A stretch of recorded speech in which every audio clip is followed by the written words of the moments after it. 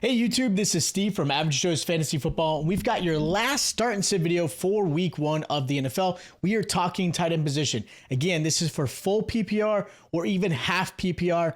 If you are in a standard league, please hit me up in the comments down below. I'd love to help you guys out. If you haven't already, check out our other start and sit videos. We've got quarterback, running back, and wide receivers. And again, we've got a great game tonight for Thursday, the Chiefs versus the Ravens. It's going to be a great time. And of course, there is a game Friday and then of course Sunday, Monday. So let's check into this starting lineup.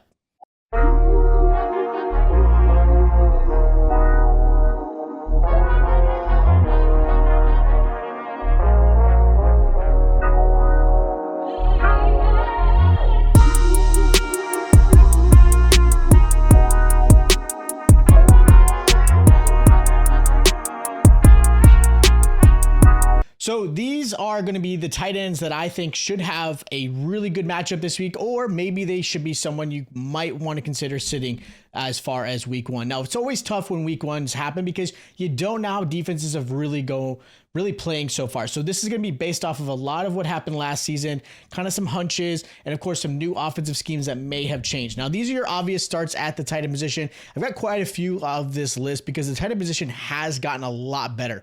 Got to give credit. Before it used to be like 1, 2, maybe 3, but there are a lot more tight ends I really like this year and going into this week, so I really like them. Now, the first tight end I'm going to mention as a good start is going to be Hunter Henry versus the Bengals.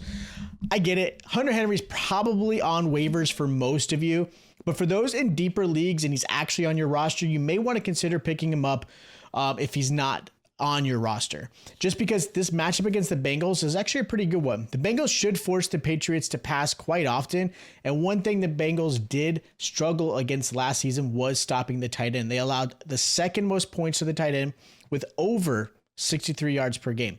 Henry should see plenty of targets, whether it be first downs, second downs, whatever it may be. And of course, in the red zone, I think it's going to be a nice little safety blanket for Brissett, just because no one really knows how this offense is going to play out. I think the receivers aren't bad, Douglas and Polk, and it's not horrible, but I think Hunter Henry's probably the most consistent player on that passing offense. And I think he's going to have a great game this week. Another tight end I really like this week is going to be Pat Freiermuth versus the Falcons. Look, Muth gets to play against the Falcons defense that gave up 12.6 points a game to the tight end and over 55 yards in the air. Muth should be a security blanket for Russell Wilson, especially if that offensive line does struggle like they did this preseason, which means Russell Wilson won't have a lot of time, meaning he's going to have to do some short passes, some check downs, and things like that. And that's where I think Freiermuth has some really strong value.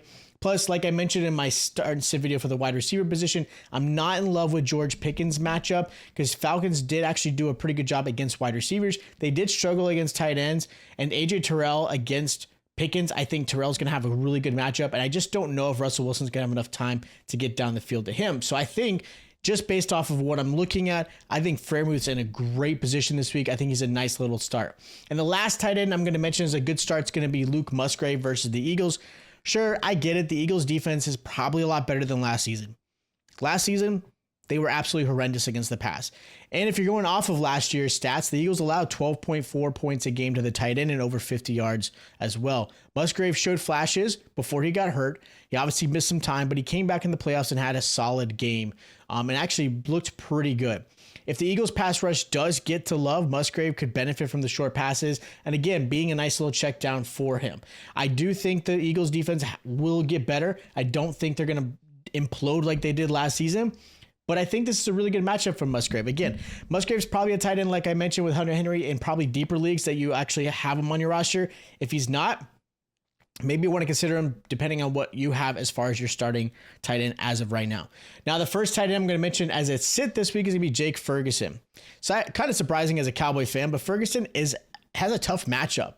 Like, I'm not super excited. Now, are you going to sit him? Most likely not, because you probably drafted him as your tight end 1 with the expectation he's going to get plenty of targets. But understand, the Browns were the best against the tight end last season, holding them to only 9 points per game and only 32 yards as well. Ferguson is a big target for Dak, so he might get some targets his way. And depending on if you have a really good backup tight end, then maybe Ferguson is somebody you want to put down on the bench and put somebody in place. Of course, that's why you ask me in the comments. I'd love to know what your roster looks like to help you guys have a little bit better understanding. But with that said, again, tough matchup against the Browns. Browns defense is really good. I think Ferguson could have a bum game, and I hate for you guys to put him in if there were other options you might have been able to do. Now, the other tight end I'm going to mention is in that same game is David Njoku.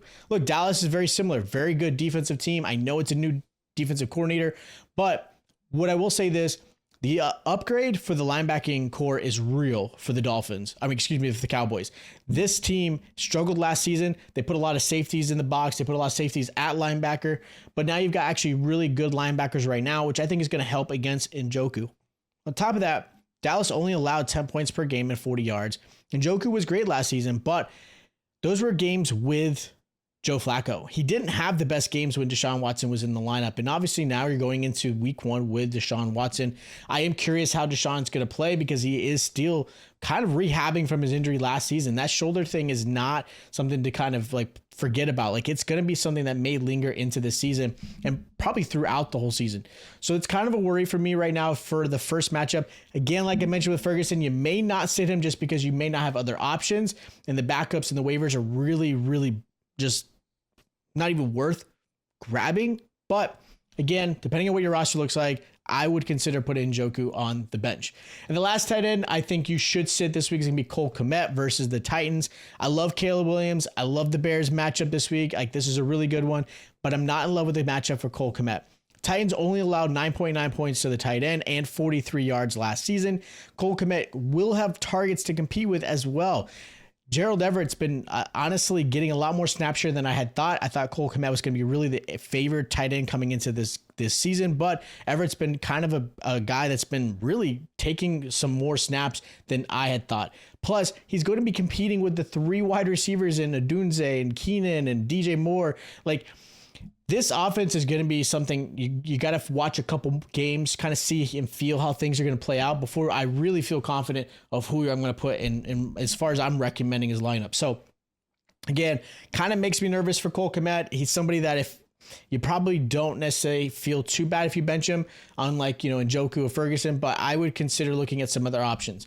Now, as far as my sleepers, I have 2. I have Noah Fant versus the Broncos, and I have Ben Sinnott versus the Bucks. Now, Ben Sinnott's obviously considered the tight end 2 on the roster for the Commanders. I do think he ends up becoming the tight end 1. Zach Ertz is there. Maybe you want to put Zach Ertz in, but both Fant and Sinnott have both really good matchups, and the could be sleepers this week coming into the NFL of week 1. So again, somebody you may want to consider.